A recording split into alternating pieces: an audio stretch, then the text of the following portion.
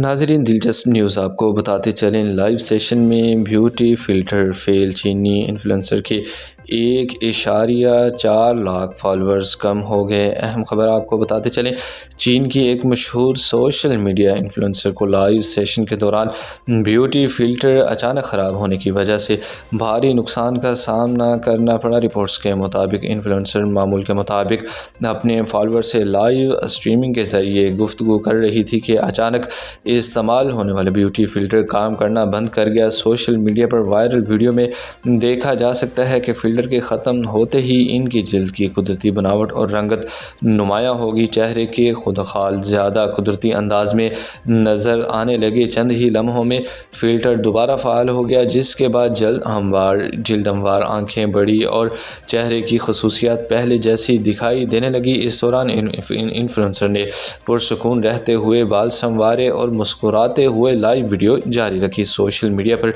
गर्दिश करने वाली रिपोर्ट्स के मुताबिक इस वाक़े के बाद इन्फ्लुएंसर को तकरीबन 1,40,000 फॉलोअर की कमी का सामना करना पड़ा है। नाज़रीन, दिलचस्प मालूमात आपको बताते चलें, लाइव सेशन में ब्यूटी फ़िल्टर फेल, चीनी इन्फ्लुएंसर के 1.4 लाख फॉलोअर्स कम हो गए। बर वक्त अपडेट्स जानने के लिए हमारे चैनल के साथ जुड़े रहें। अल्लाह हाफिज़।